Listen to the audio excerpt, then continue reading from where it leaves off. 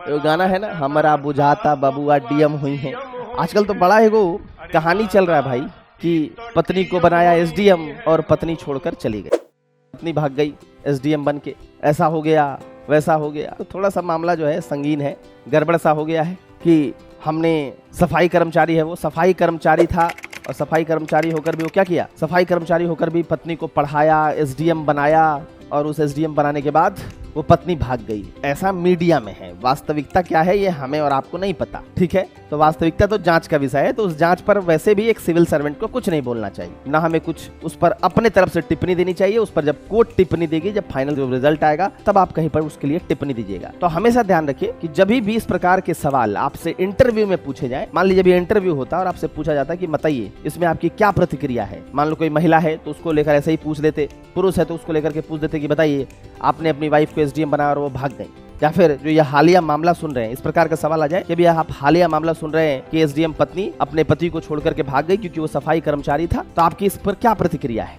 तो आप इस पर किसी भी प्रकार की प्रतिक्रिया को देने से बचें। क्यों? क्योंकि ये मामला जो है अभी भी जांच का विषय है, ठीक है। क्या है ये अभी आप और हम नहीं जानते, जब तक उसका एक ठोस जो कोर्ट का वर्डिक्ट है वो आपके सामने ना आ जाए। तो आप वहां से बचें कि भाई हम ऐसा सुन रहे हैं और ऐसा सोशल मीडिया में देख रहे हैं, लेकिन सोशल मीडिया की सारी बातें सच नहीं होती, कुछ भ्रामक बातें भी होती हैं।